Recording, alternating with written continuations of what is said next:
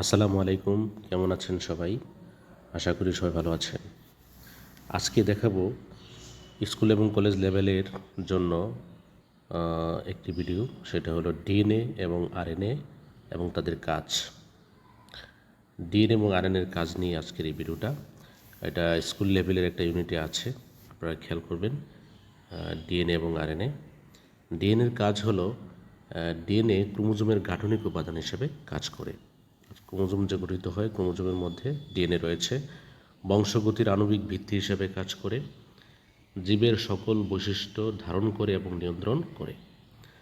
জীবের বৈশিষ্ট্যসমূহ বংশ পরম্পরায় অধস্তন প্রজন্মে স্থানান্তর করে, অর্থাৎ পিতামাতা থেকে সন্তান সন্ততিতে কী করে জীবের যে বৈশিষ্ট্য আছে সেই বৈশিষ্ট্যগুলো স্থানান্তর করে।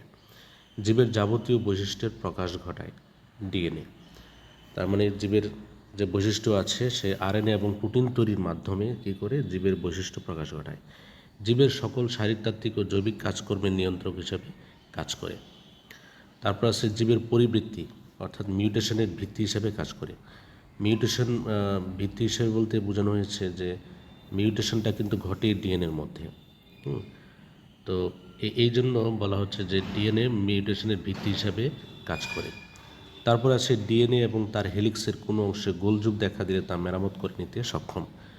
অর্থাৎ ডিএনএ এবং যে ডিএনএ তার যে হেলিক্স আছে 3 to 5 প্রাইম এবং 5 থেকে 3 প্রাইমের যে সূত্রক, এই সূত্রকের মধ্যে কোনো নিউক্লিওটাইডের গোলযোগ দেখা দিলে বা কোনো নিউক্লিওটাইড যদি ভুল হয়ে যায় তাহলে সেটা কী করতে পারে, মেরামত করে নিতে পারে।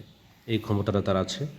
তারপর আছে ডিএনএ রেপ্লিকেশন বা প্রতিলিপন প্রক্রিয়া জীবের জাতিসত্তা অটুট রাখে এবং প্রজাতি শনাক্তকরণে ডিএনএ ভূমিকা রাখে। বলা হচ্ছে যে ডিএনএ রেপ্লিকেশন বা প্রতিলিপন প্রক্রিয়া, যেহেতু প্রতিটা জীবের মধ্যেই যে ডিএনএ আছে সেখানে রেপ্লিকেশন হয়, নতুন করে ডিএনএ তৈরি হয়, তাহলে তার জাতিসত্তাটা অটুট রাখে এবং প্রজাতির শনাক্তকরণে বিভিন্ন ধরনের উদ্ভিদ এবং প্রাণী প্রজাতি শনাক্তকরণে ডিএনএর মাধ্যমে কিন্তু শনাক্ত করা যায়। এটা হলো ডিএনএর কাজ। এবার আসবো ডিএনএর জৈবিক তাৎপর্য বা ডিএনএকে বংশগতির ধারক ও বাহক বলা হয় কেন।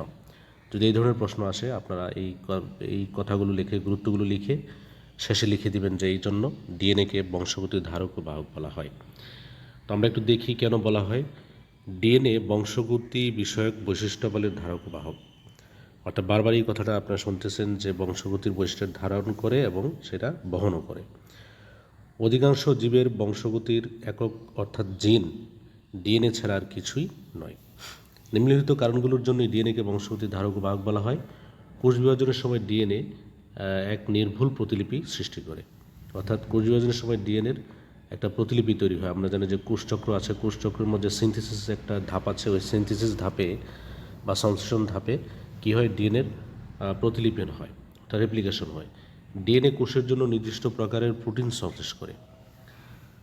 যে কোনো ধরনের, অর্থাৎ যা দরকার, যে ধরনের প্রোটিন দরকার সেই ধরনের প্রোটিন তৈরি করে ডিএনএ বংশগতির সব ধরনের জৈবিক সংকেত কী করে বহন করার ক্ষমতা রাখে। ডিএনএর গঠন অত্যন্ত স্থায়ী এবং মিউটেশন ছাড়া এর কোনো পরিবর্তন হয় না। ডিএনএর যে আমরা গঠনটা দেখি এই গঠনটা খুবই স্থায়ী মাত্র, অর্থাৎ শুধুমাত্র মিউটেশন ছাড়া এর কোনো পরিবর্তন হয় না। মিউটেশন হলেই এর পরিবর্তন হয়। জীবকোষের জৈবিক সংকেত প্রেরক হচ্ছে ডিএনএ। জৈবিক সংকেত প্রেরণের কাজ করে ডিএনএ।